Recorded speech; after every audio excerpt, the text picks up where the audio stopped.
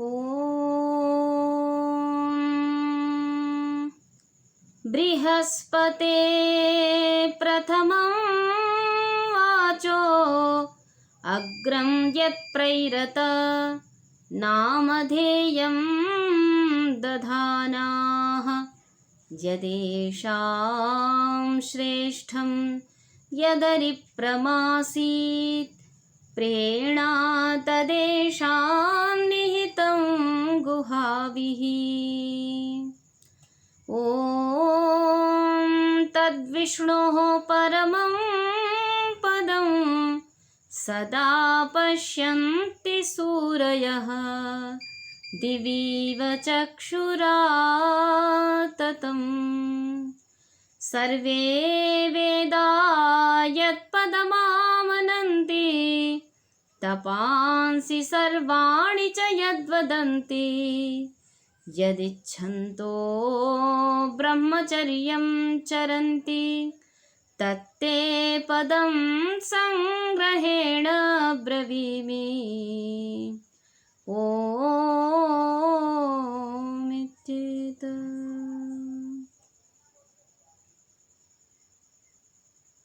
समादरणीयाः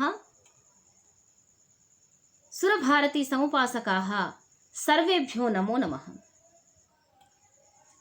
अहम् आचार्य सविता देवी वेदरत्ना काशी स्थित श्री पाणिनि कन्या महाविद्यालयस्य स्नातिका अथ च तेलंगाणान्तर्गते दम्मायिगुडा ग्रामे मम पितृमहोदयेन संस्थापितस्य श्री पाणिनि प्रभात कन्या महाविद्यालयस्य आचार्य अस्मि।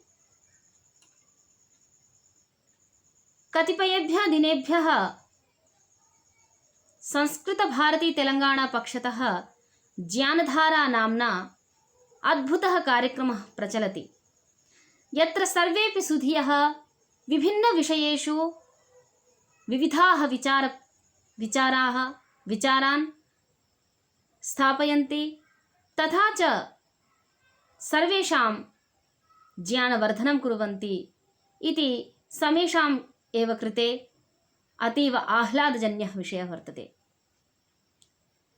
अमुष्मिन्नेव उपक्रमे अहम् अधुना स्वाध्यायस्य माहात्म्यं किं, स्वाध्यायस्य स्वरूपं किं, स्वाध्यायस्य कः अर्थः, स्वाध्यायस्य के लाभाः इत्यस्मिन् किञ्चित् वक्तुम् इच्छामि।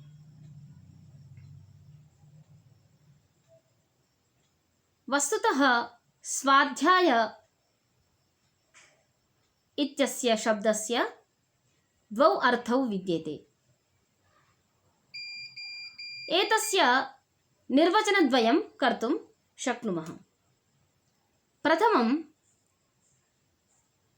सु आ अध्यायः इति स्वाध्यायः, अपरं च स्वस्य अध्ययनम् इति स्वाध्यायः।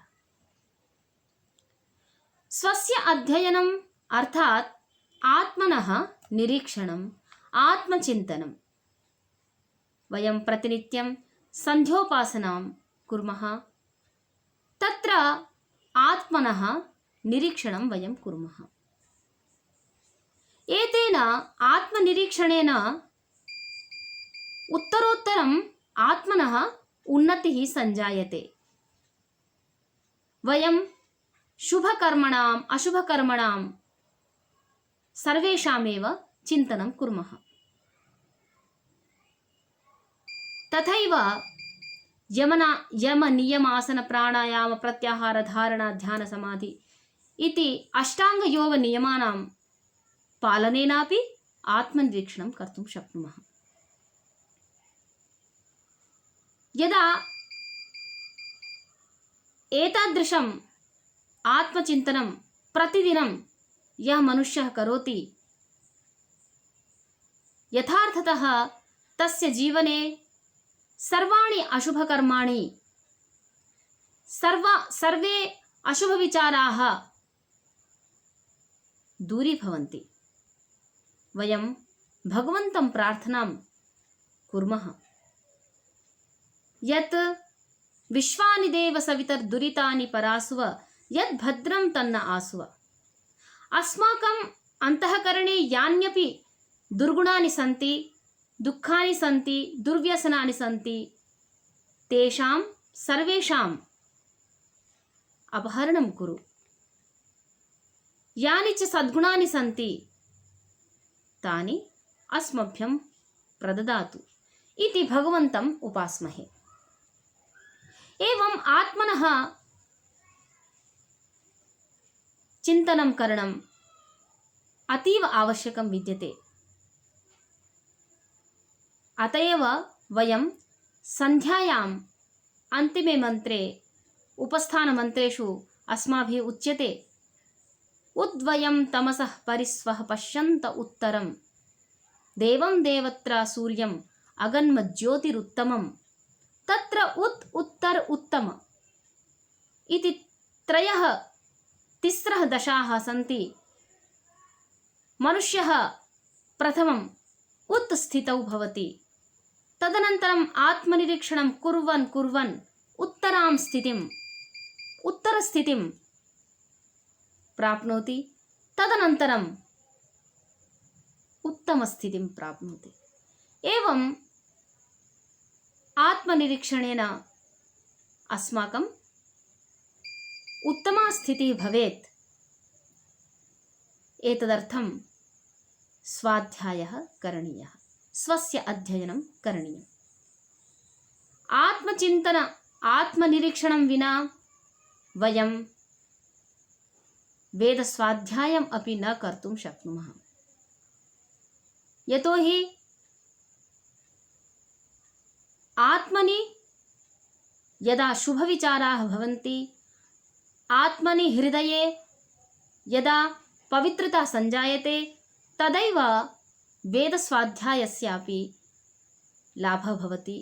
अत एव प्रथमं वेदानां स्वाध्यायस्य पूर्वम् आत्मनः चिन्तनम्, आत्मनः निरीक्षणम् अतीव आवश्यकं खलु।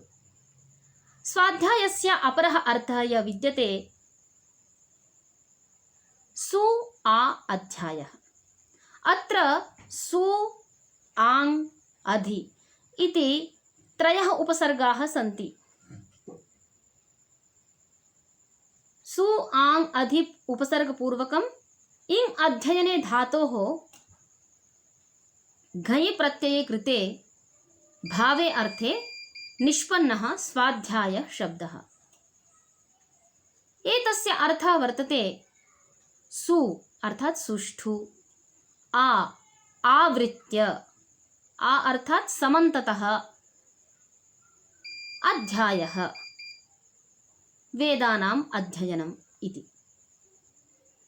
तर्हि अध्यायः पठनम् उच्यते, केषाञ्चिदपि पठनम् अत्र स्वाध्यायः न विद्यते।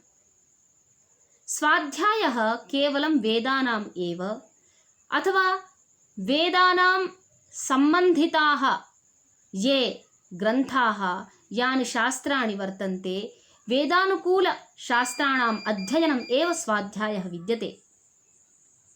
एतस्मिन् प्रमाणमपि विद्यते।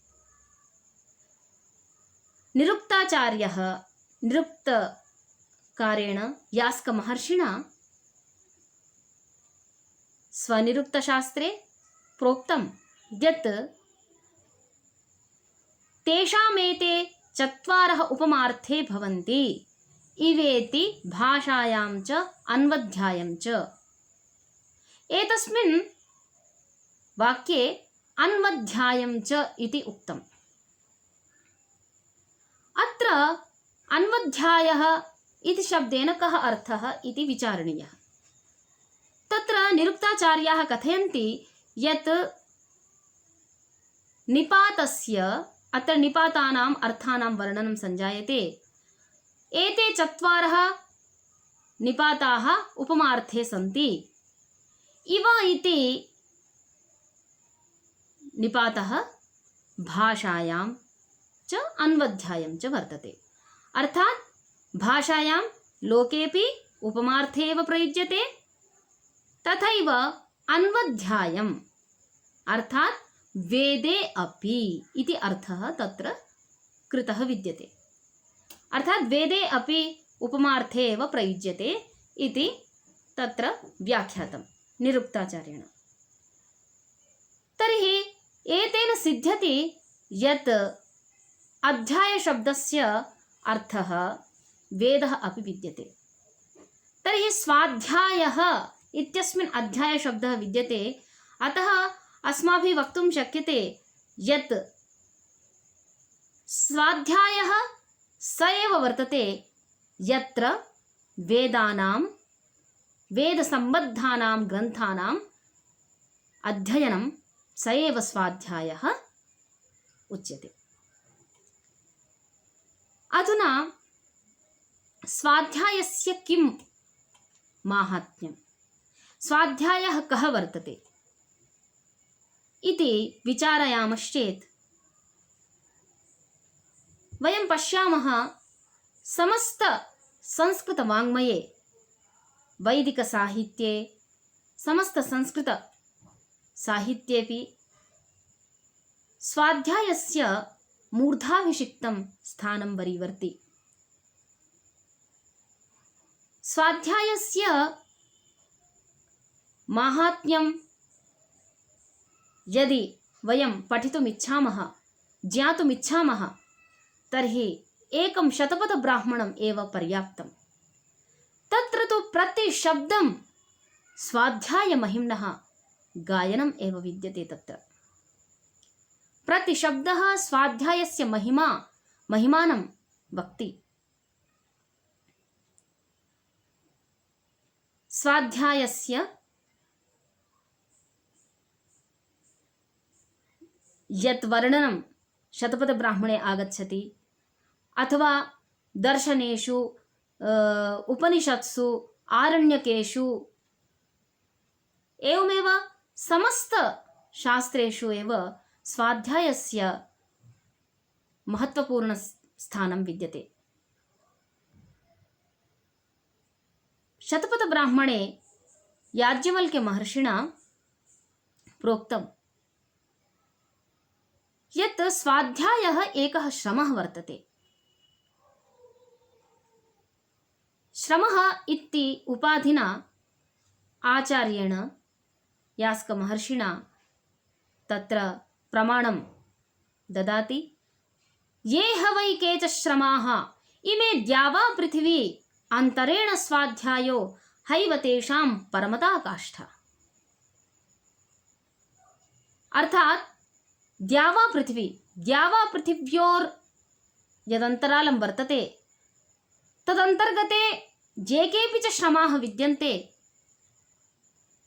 तेभ्यः सर्वेभ्यः एव श्रमेभ्यः एषः स्वाध्यायः परमता काष्ठा, पराकाष्ठा विद्यते।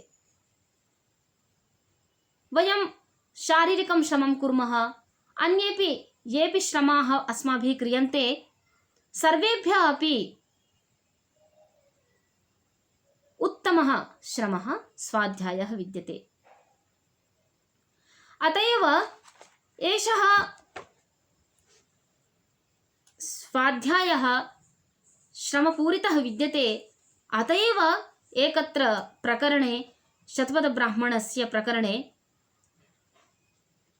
याज्ञवल्क्यमहर्षिः कथयति यत् स्वाध्याये नास्त्यनध्यायो ब्रह्मसत्रं हि तत्स्मृतम्।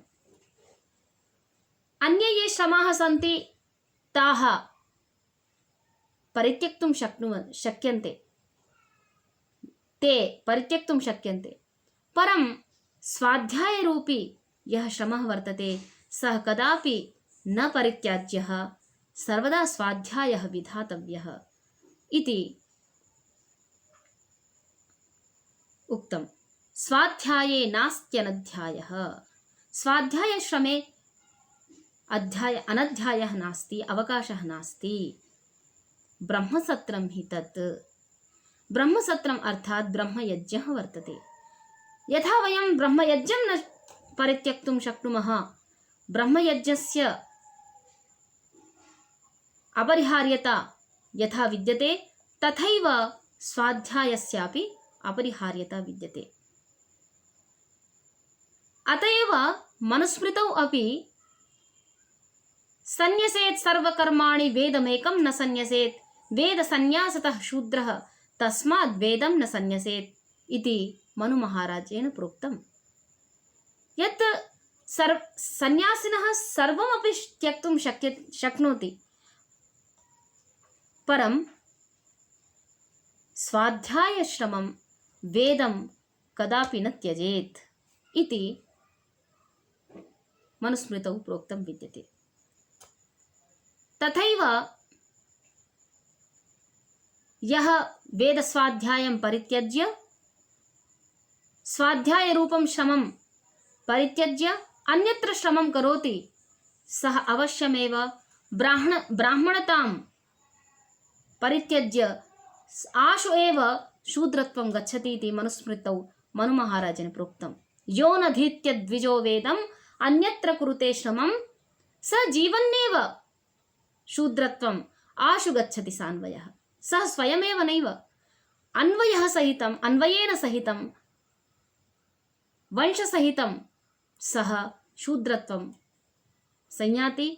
अतः वयं शूद्रवन् मा भूम इति कारणेन स्वाध्यायम् अवश्यं कुर्याम। एवं स्वाध्यायः श्रमः विद्यते इति विज्ञातम्। तथैव स्वाध्यायः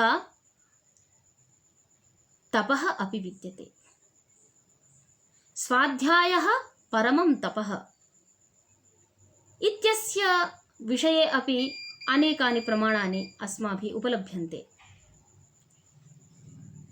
यथा हि अथर्ववेदे श्रमेण लोकास्तपसा पिपर्ति, यथा ब्रह्मचारी श्रमेण स्वाध्यायरूपी श्रमेण सर्वान् लोकान् बिभर्ति, तथैव तपसा स्वाध्यायरूपिणा तपसा अपि सर्वान् लोकान् सर्वेषां लोकानां भरणं पोषणं करोति। अतएव वेदे स्पष्टमुक्तं श्रमेण लोकांस्तपसा पिपर्ति। श्रमेण तपसा उभौ अपि शब्दौ अत्र प्रयुज्येते। उभयोः अर्थः विद्यते। स्वाध्यायरूपी श्रमेण स्वाध्यायरूपिणा तपसा ब्रह्मचारी स्वब्रह्मचर्येण वेदस्वाध्यायरूपी श्रमेण लोकान् पिपर्ति, अर्थात् पालनं करोति इति। एतेन ज्ञातुं शक्यते यत् स्वाध्यायः परमं तपः विद्यते इति। अन्यच्च अतीव सुन्दरम् आलङ्कारिकं कथानकं तत्र कथनं विद्यते शतपथब्राह्मणे। याज्ञवल्क्य महर्षिः कथयति यत् कथं स्वाध्यायः तपः विद्यते इति। तत्र उदाहरणं दीयते। यदि वा अम्यङ्क्तः अलङ्कृतः सुहितः सुखे शयाने शयानः स्वाध्यायम् अधीते आहैव स नखाग्रेभ्यस्तप्यते। एकादशकाण्डे स्वाध्यायविषयकम् एतत् प्रमाणं विद्यते। अत्र अस्य अर्थः वर्तते यत् यदि वा अम्यङ्क्तः अर्थात् सुगन्धिततैलेन युक्तः सन् अलङ्कृतः आभूषणैः विभूषितः सुभूषितः सन् सुखे शयाने सुखदायके शयाने पर्यङ्के शयानः स्वाध्यायम् अधीते चेत् यः स्वाध्यायं करोति सः नखाग्रेभ्यस्तप्यते। नखाच्छिखपर्यन्तं सः तपश्चरति तपश्चरन्नस्ति इति ज्ञातव्यम् इति कथयन्ति। एवं स्वाध्यायः महान् तपः विद्यते। एतानेव विचारान् मनुमहाराजाः अपि एवं वदन्ति। आहैव स नखाग्रेभ्यः परमं तप्यते तपः यः स्रग्व्यपि द्विजः अधीते स्वाध्यायं शक्तितः अन्वहम्। अत्रापि एषः एव अभिप्रायः यत् स्रग्व्यपि अर्थात् माला धारणं कृत्वा यः द्विजः स्वाध्यायम् अधीते सः परमं तप्यते तपः। अत्र परमं तपः इति शब्दः वर्तते। अतः स्वाध्यायस्य कृते शतपथब्राह्मणे मनुमहाराजेनापि याज्ञवल्क्यमहर्षिणापि स्वाध्यायः परमं तपः इति उक्तः। वेदमेव सदाभ्यस्येत् तपस्तप्स्यन् द्विजोत्तमः वेदाभ्यासो हि विप्रस्य तपः परमिहोच्यते। अन्यत् स्पष्टमुक्तं मनुमहाराजेन। विप्रस्य परमं तपः किं वर्तते तर्हि वेदाभ्यासः हि विप्रस्य परमं तपः। एतस्मात् स्वाध्यायः अध्येतव्यः। तथा च स्वाध्यायः परमः धर्मः अपि विद्यते। अस्माकं कर्तव्यं वर्तते। यतोहि स्वाध्यायेन अस्माकं आत्मनि आत्मबलं संजायते, अस्माकं धर्मः विद्यते। तदैव महर्षि दयानंद सरस्वती महाभागेन आर्यसमाजस्य तृतीयनियमे एवं प्रोक्तम, वेद सब सत्य विद्याओं का पुस्तक है। वेद का पढ़ना पढ़ाना और सुनना सुनाना सब आर्यों का परम धर्म है। तत्र उक्तम अस्ति परमः धर्मः इति। अन्यच्च मनुमहाराजेनापि उक्तम, वेदमेव अभ्यसेत् नित्यं यथा कालम् अतन्द्रितः तं ह्यस्याहुः परम धर्मम् उपधर्मः अन्यः उच्यते। परमः धर्मः कः? स्वाध्यायः। अन्ये तु उपधर्माः सन्ति इति मनुमहाराजः कथयन्ति। तस्मात् स्वाध्यायः अध्येतव्यः। एवं च स्वाध्यायः परमः स्कन्धः विद्यते। छान्दोग्योपनिषदि तत्र उक्तं विद्यते, त्रयो धर्मस्कन्धाः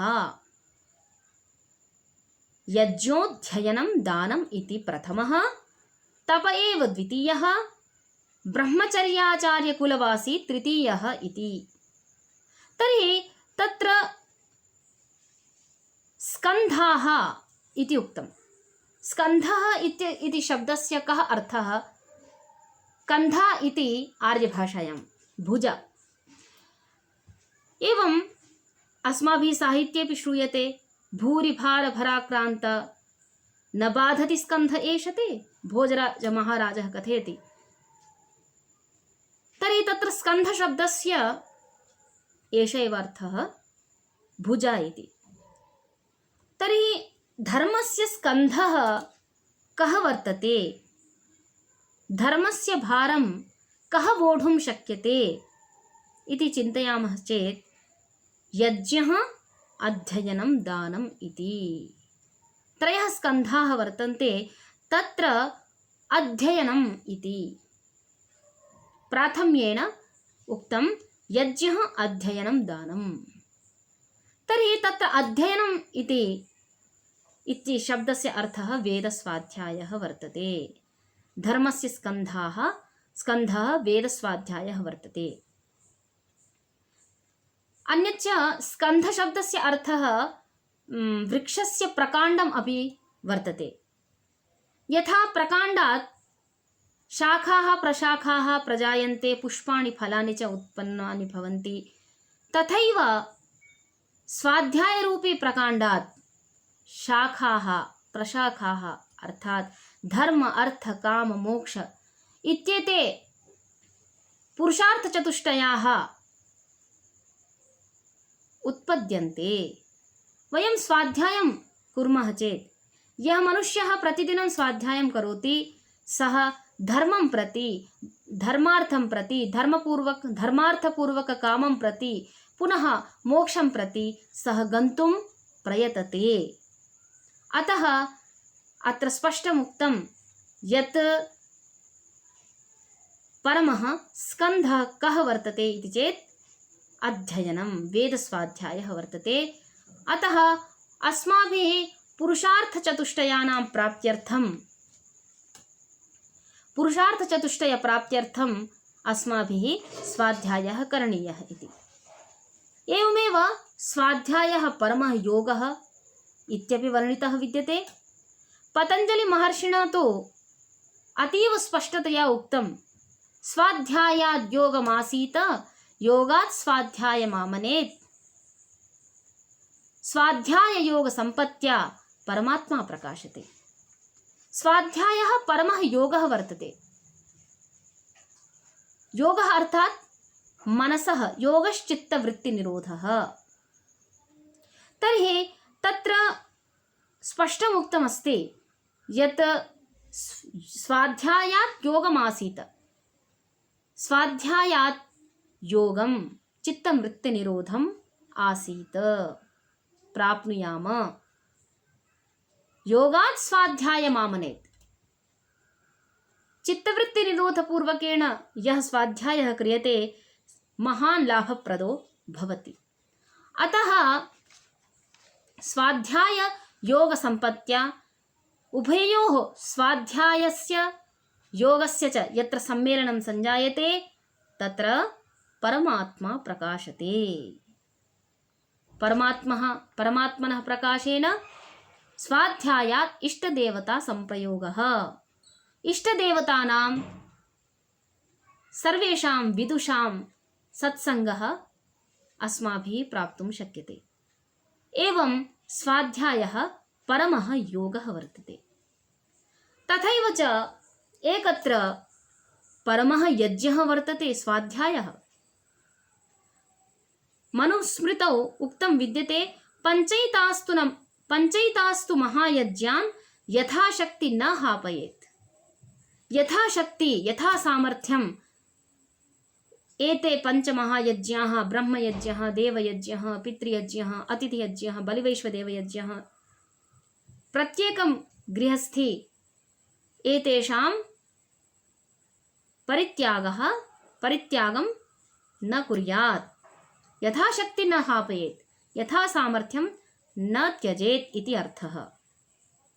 तत्र पञ्चैतास्तु महायज्ञानां, तर्हि पञ्चसु यज्ञेषु सर्वप्रथमः यज्ञः वर्तते ब्रह्मयज्ञः।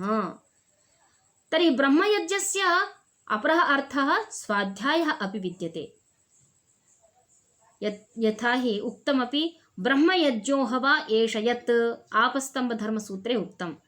ब्रह्मयज्ञो हवा एषः यत् स्वाध्यायः। ब्रह्मयज्ञः अर्थात् स्वाध्यायः विद्यते इति आपस्तम्भधर्मसूत्रे प्रोक्तं विद्यते। याज्ञवल्क्यमहर्षिः ब्रह्मयज्ञः यः स्वाध्यायः विद्यते तस्य अतीव सुन्दरं वर्णनं तत्र उपलभ्यते। स्वाध्यायः ब्रह्मयज्ञः इति सर्वेपि वर्णितवन्तः, परं ब्रह्मयज्ञेन सह यज्ञानां यानि पात्राणि वयं तत्र यज्ञकार्ये प्रयोगं कुर्मः तेषाम् उपमाभिः अपि वर्णितं वर्तते। याज्ञवल्क्यमहर्षिः कथयति यत् स्वाध्यायो वै ब्रह्मयज्ञः तस्य वा एतस्य ब्रह्मयज्ञस्य वागेव जुहुः मनः उपभृत् चक्षुर्ध्रुवा मेधाश्रुवः सत्यम् अवभृतः। अर्थात् स्वाध्यायः एषः यः ब्रह्मयज्ञः वर्तते। यथा वयम् अग्निहोत्रे केषाञ्चित् पात्राणां प्रयोगं कुर्मः, जुहुपात्रम्, उपभृत्पात्रं, ध्रुवापात्रं, श्रुवापात्रम्, एवं केषाञ्चित् पात्राणां प्रयोगं कुर्मः। जुहुः अर्थात् चमसं जुहोति अनया, येन पात्रेण आदानप्रदानक्रिया प्रचलति सा जुहुः। तर्हि अत्र चमसेन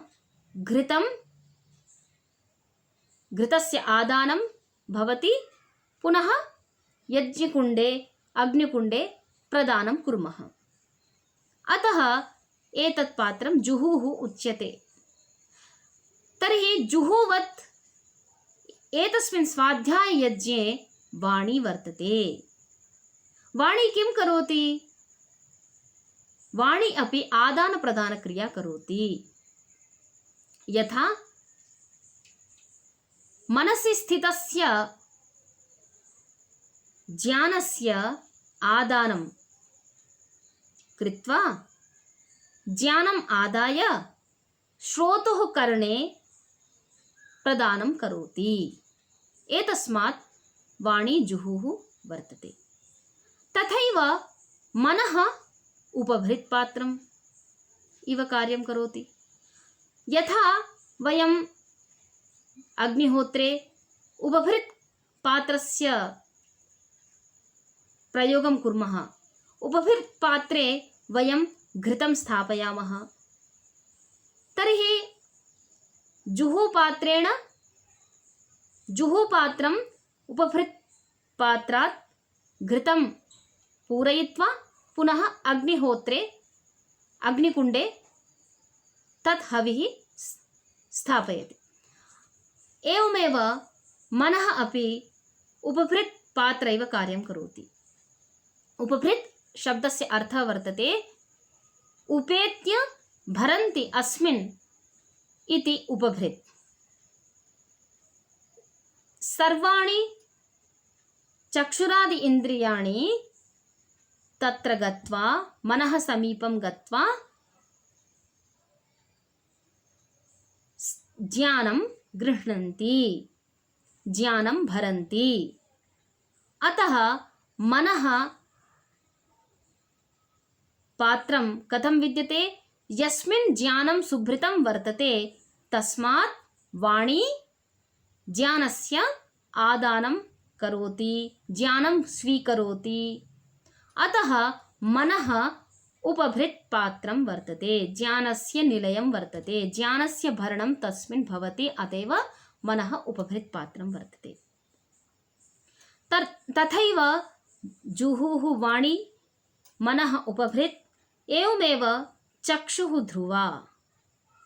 यथा ध्रुवापात्रं समस्तयज्ञस्य ध्रुवीकरणस्य संरक्षकं वर्तते, तथैव चक्षुः अपि समस्तस्वाध्याययज्ञस्य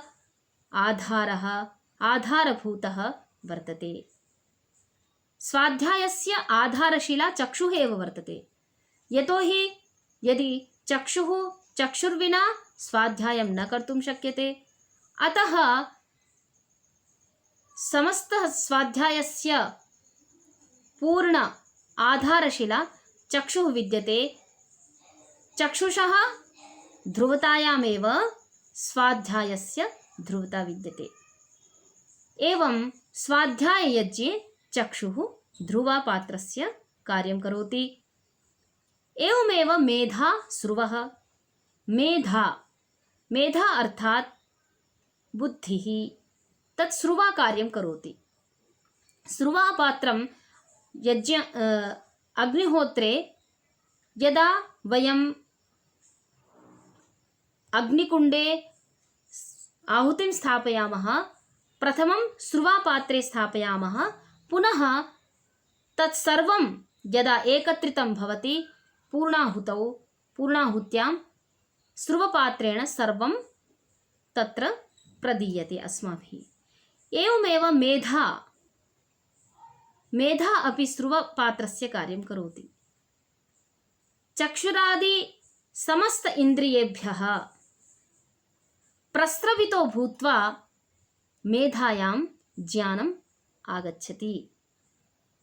मेधा सर्वाण्यपि इन्द्रियाणि कथयन्ति मेधा मेधा, मां धर, मां धारय, मां धारय। एवं मेधायां सर्वाणि इन्द्रियाणि स्वस्वविषयान् स्वस्वज्ञानानि प्रसृतानि कुर्वन्ति। अतएव मेधा स्रुवा पात्रस्यैव कार्यं करोति। तदनन्तरं सत्यम् अवभृतः। अवभृतः वयम् अग्निहोत्रे यदा यज्ञं कुर्मः पूर्वं व्रतेन दीक्षाम् आप्नोति, दीक्षया आप्नोति, अग्ने व्रतपते व्रतं चरिष्यामि एवं व्रतं कुर्मः। पश्चात् अवभृतस्नानं क्रियते। यज्ञोपरान्तम् अवभृतस्नानं क्रियते। तर्हि तत् अवभृतं किं विद्यते? तत्र यज्ञे तु जलं वर्तते, परम् अत्र स्वाध्याययज्ञे सत्यम् अवभृतः। सत्यम् अर्थात् वयं यत् ईश्वरस्य या वेदवाणी वर्तते तेन परिपूर्णः भवति स्वाध्यायशीलः, ज्ञानेन स्नानं करोति। अतएव सत्येन ज्ञानेन स्नानस्य करणेन अवभृतः उच्यते। एवम् अतीव आलङ्कारिकं वर्णनं याज्ञवल्क्यमहर्षिणा स्वशतपथब्राह्मणे कृतं विद्यते। ईदृशम् अस्माभिः वक्तुं शक्यते यत् स्वाध्यायः परमः श्रमः वर्तते, परमं तपः वर्तते, परमः योगः वर्तते, परमो धर्मः वर्तते। एवमेव परमः रसः अपि विद्यते।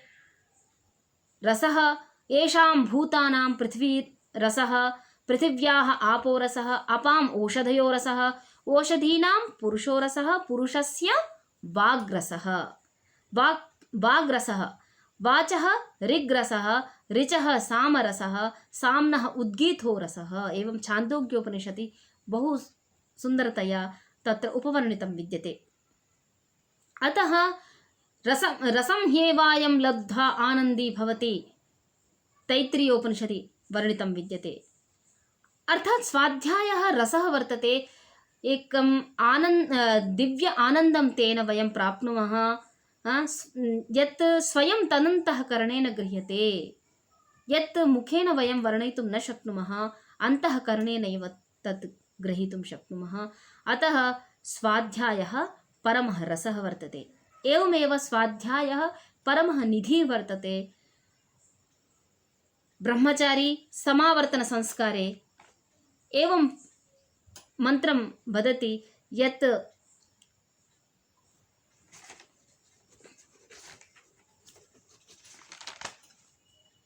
यथा त्वमग्ने यज्ञस्य निधिपा असि एवाहं मनुष्याणां वेदस्य निधिपो भूयासम्। ब्रह्मचारी कथयति, हे अग्ने, यज्ञस्य यथा त्वं निधिः असि, निधेः रक्षकः असि, तथैव अहं मनुष्याणां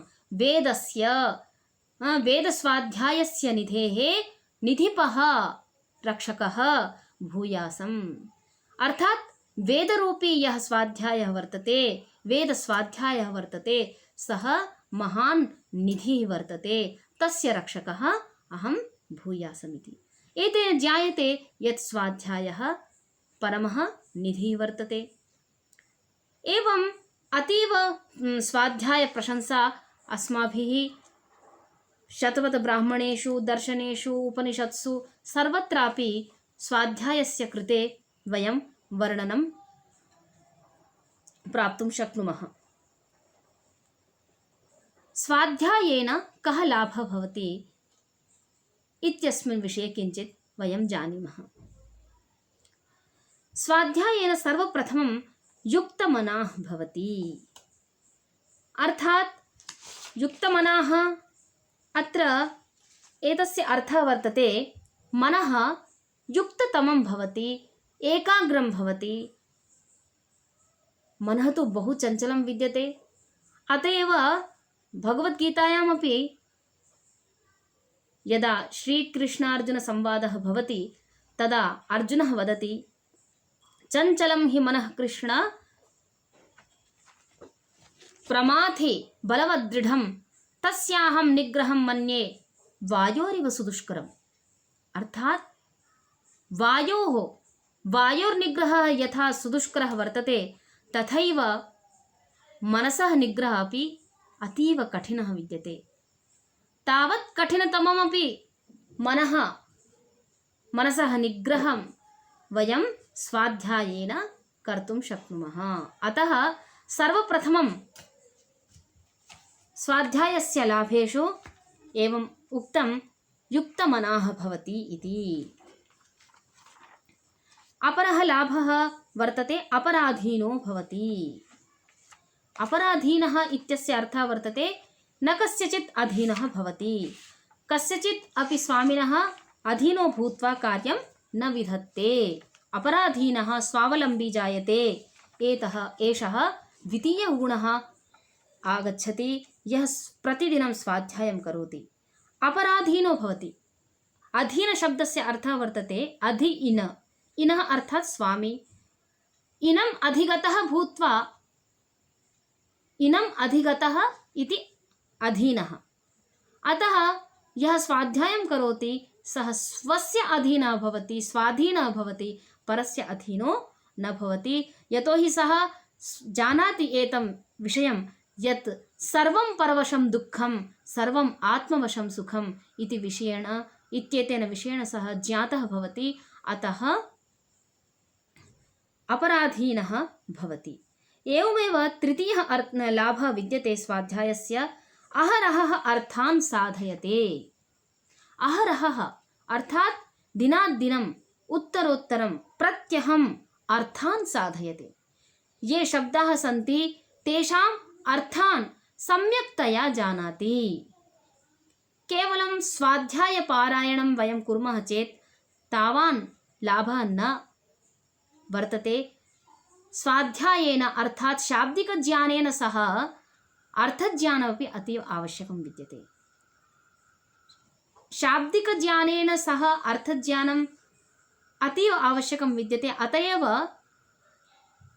अर्थज्ञानेन विना तस्य गतिः यथा खरश्चन्दनभारवाही भारस्य वेत्ता न तु चन्दनस्य इति अस्माभिः श्रूयते।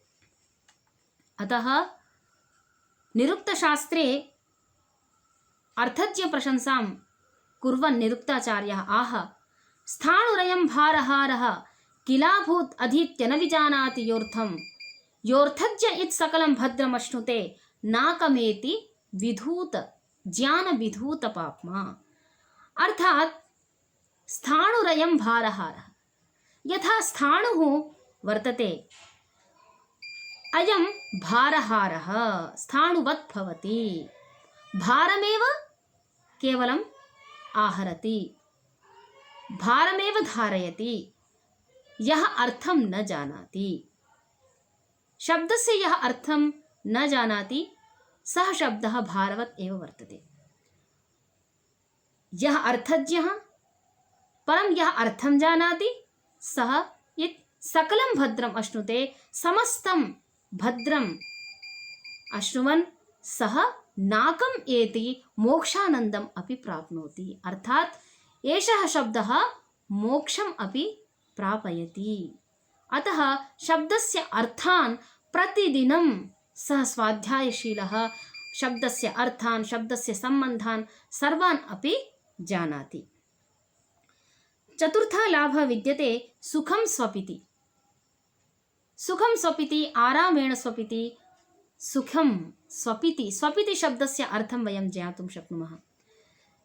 स्वपिति अर्थात् स्वम् अपीतः।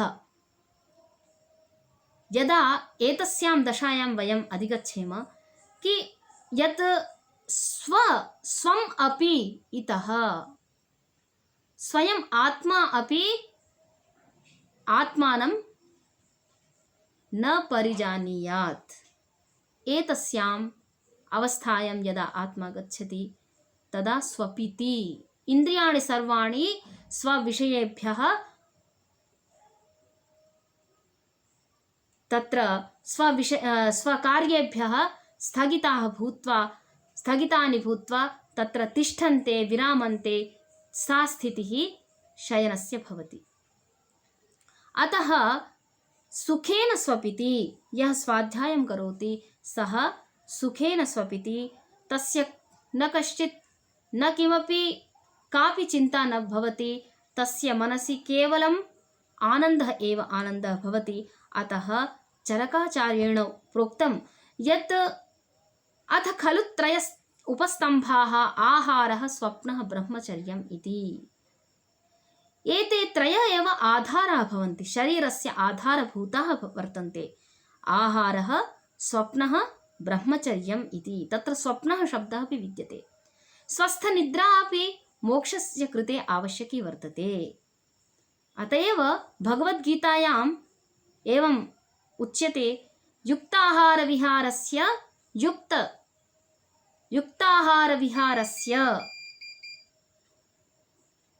युक्तचेष्टस्य कर्मसु युक्तस्वप्नावबोधस्य योगो भवति दुःखः।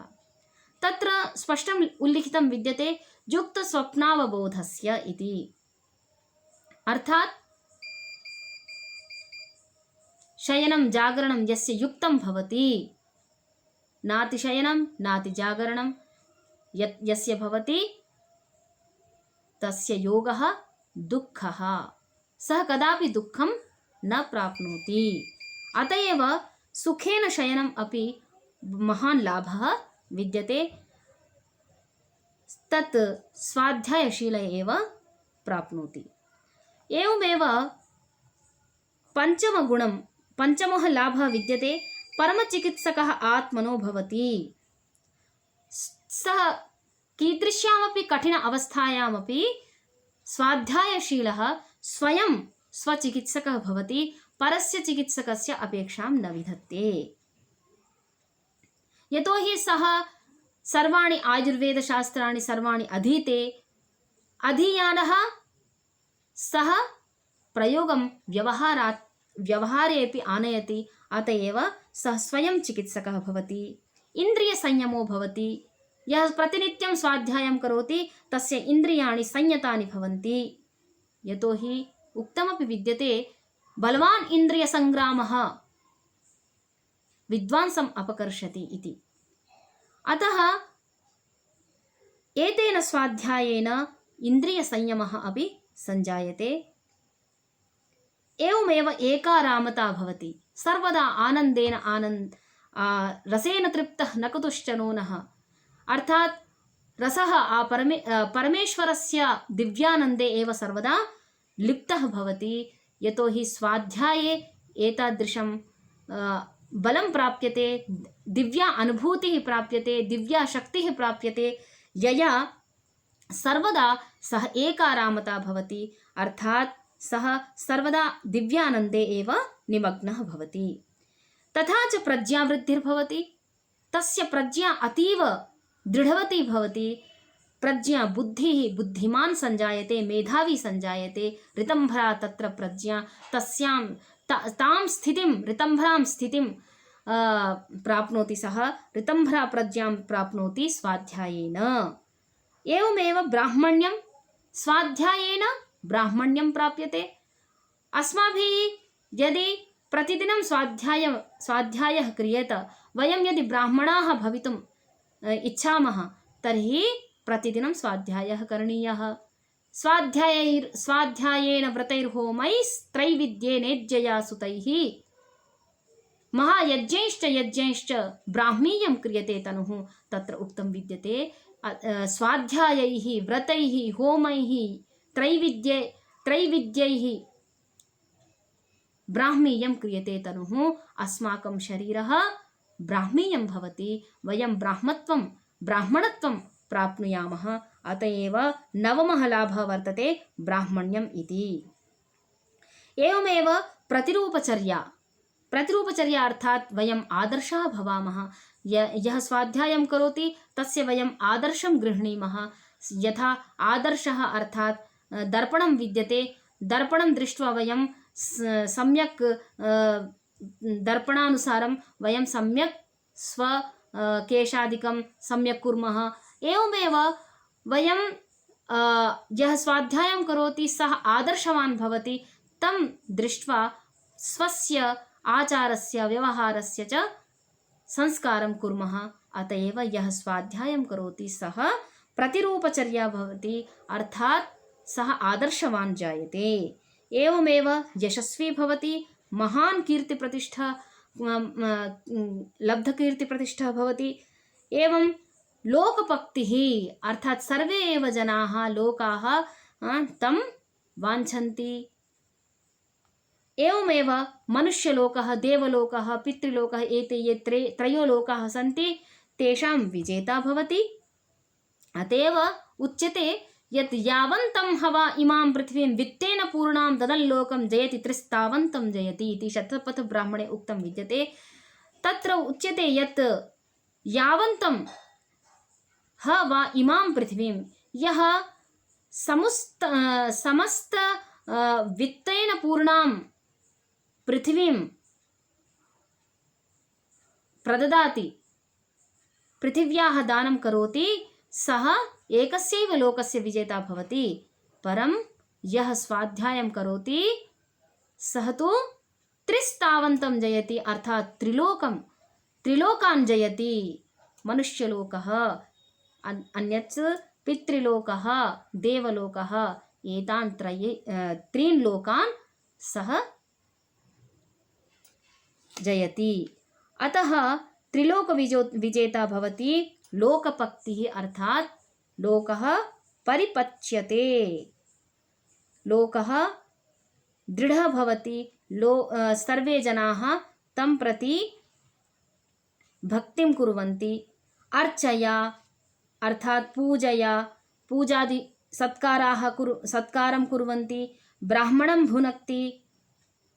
दानेन अर्थात् पारितोषिकादिभिः अपि सः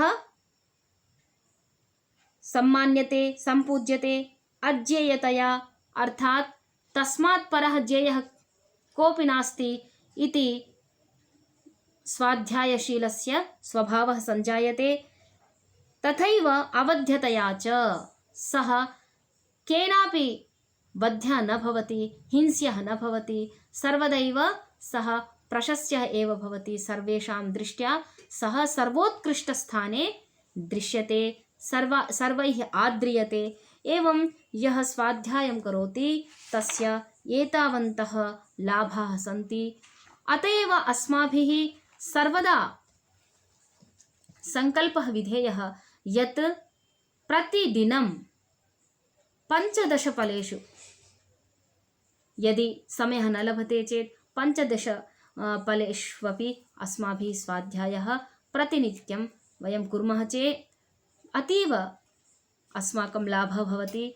यः स्वाध्यायं न करोति तस्य कृते उपनिषत्सु एवम् आगतं प्रमाणाः वर्तन्ते यत् यन्ति वा आपः एत्यादित्यः एति चन्द्रमाः यन्ति नक्षत्राणि यथाः वा एता देवता नेयुर्न कुर्युः एवं हैव तदः ब्राह्मणो भवति यदः स्वाध्यायं नाधीते। अर्थात् यथा आपः अत्र भौतिकजगति यथा सूर्यादयः स्वीयानि कार्याणि यदि न कुर्युः, तेषां न करणेन यथा प्रयः सञ्जायते, तथैव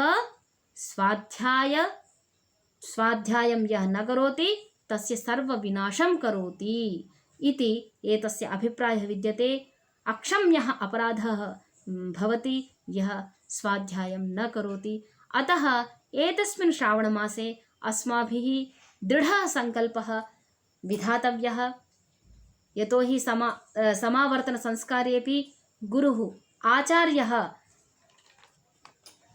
शिक्षावल्यां तैत्तिरीयोपनिषदि यः उपदेशः वर्तते, गुरुः आचार्यः स्वशिष्यं प्रति अपि एतान् उपदेशवाक्यान् वदति।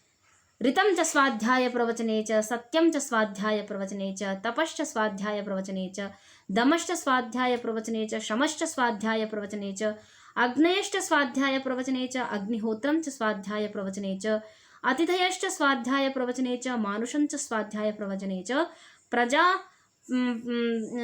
च स्वाध्यायप्रवचने च, प्रजनश्च स्वाध्यायप्रवचने च, प्रजातिश्च स्वाध्यायप्रवचने च।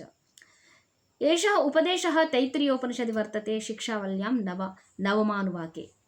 एवम् आचार्यः शिष्यस्य सर्वाङ्गीणविकासार्थं बोधयति, उपदिशति यत् ऋतस्य ऋतं पालय, परं स्वाध्यायं प्रवचनं मा त्यज, सत्यं पालय, परं स्वाध्याय प्रवचनं मा त्यज, अतिथिसत्कारं कुरु, परं स्वाध्याय प्रवचनं मा त्यज, मानुषाणां प्रजाः प्रजनश्च प्रजातिश्च सर्वेषां पालनं कुरु, परं स्वाध्याय प्रवचनाभ्यां न प्रमदितव्यं, स्वाध्यायान् मा प्रमदः इति उपदेशं ददाति। अत्र स्वाध्यायप्रवचने स्वयं पठनं, स्वयम् अध्ययनं स्वाध्यायः, प्रवचनं चापि स्वाध्यायः, अर्थात् स्वविद्यादानं सर्वेषामेव दानानां ब्रह्मदानं विशिष्यते इति मनुना कीर्तितम्। अतः अस्माभिः स्वाध्यायप्रवचनाभ्यां कदापि न प्रमदितव्यम् इति सङ्कल्पः ग्राह्यः। एष एव गुरूणाम्, आचार्याणां, ऋषीणां सर्वेषामेव उपदेशः विद्यते, सः अस्माभिः परिपालनीयः। ओम शान्ति।